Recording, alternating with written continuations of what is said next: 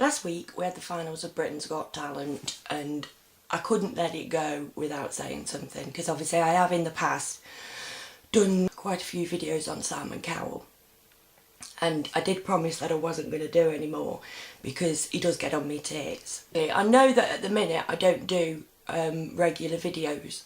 The reason for that is that it's not about me just genuinely moaning. Simon Cowell I do like to just generally moan about because he invites it, to be fair. Last week there was a fixing scandal with Britain's Got Talent. Now I must admit, I am naughty and I don't watch the news. I try to keep out of the general everyday crap of the world as much as possible. We were behind with Britain's Got Talent. I didn't want to see what this story was at the time, because I was worried that it was about an episode that we'd not seen yet. But as it happens, it was about Ronan Park. Now I thought that the fixing scandal was going to be about the issue that I found dodgy about the whole thing, but apparently... I've got to address something which was in the press today. Yeah. There has been an allegation made in the papers, not in the papers actually, on the internet by somebody, that Ronan Park had a previous recording contract with my record label, that I'd met him beforehand, both of which are complete and utter lies. The first time I met Ronan was the first time he appeared on this show. He entered the show of his own accord. He's 12 years old. This is a deliberate smear campaign, and it's my job as somebody who works on this show to make sure that whoever this liar is A, exposed, and this kid is treated in the same way as everybody else, and the public are going to decide this competition. Right. What bothered me about Ronan Park and a lot of other people, when the heats were going on, you got one or two good acts, and then they put through people that they normally only let onto the audition. And I was just gobsmacked by the amount of people who got into the live finals who really shouldn't have been there when you looked at the calibre of the other contestants that they were up against. One perfect example was...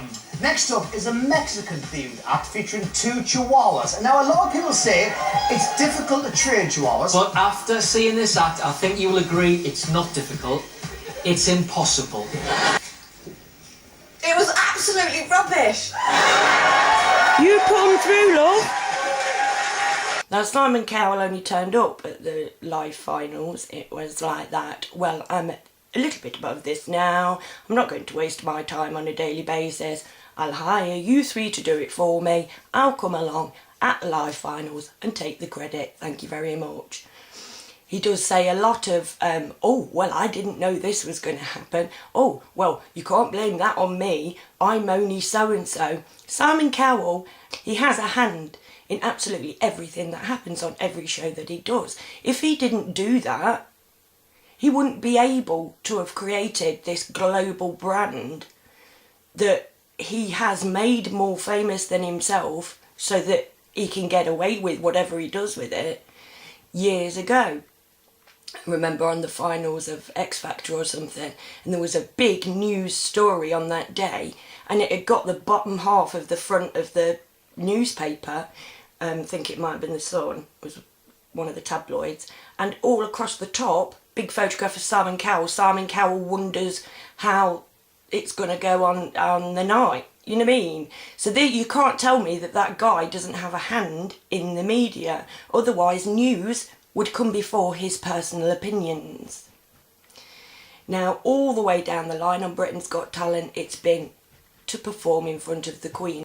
It's like, oh, you could perform in front of the Queen. But nobody on the show knows the Queen. Simon Cowell doesn't know the Queen. I highly doubt he pops around for tea. Because nobody does. Nobody ever gets in front of the Queen because the Queen just locks herself away in her house, lives her life and lets us suffer. Now in the past, people have had a go at me for, how can you say that she lets us suffer? I use as point in fact, again, the Cumbrian floods that she went to visit and then went home to her huge house with oodles of rooms just for her and shut the door, knowing that those people were squashed into each other's houses. She doesn't just have that one house with oodles of rooms, she has oodles of houses with oodles of room, and she didn't offer any help at all. And yet we still see her above everyone else, because from the age of 4 we are taught in school that they deserve it all. And also we are taught from the age of 4, don't question anything. You can't. These people are above you, they deserve everything they get, because they have money, they are better than you are. Now, I would like to take that, directly reference it with this old geezer I've heard about, somewhere about, Jesus I think his name was, says in the Bible, the pursuit of personal wealth is the direct opposite of God. Our world is run on the pursuit of personal wealth, not on giving, on taking. And charity is not giving. Charity is taking of the highest order. It's the way of getting our numbers back with the people who need them for war. Simon Cowell has done shitloads of work for Help the Heroes, shitloads of promotion for the Queen, and he has never ever once stood up and went, but excuse me, why are we at war anyway? Why do these people get their legs blown off? No, he doesn't do that. He just makes himself some extra money and extra kudos by getting them a new leg. He is probably one of the fakest people on this planet. You cannot trust a man who can't even move his face and express what he's thinking. And he just sits there and just says whatever he wants to say and gets away with it. And this time, he's got away with it again. He is a walking, talking ego. End of. Nothing else behind the man's eyes.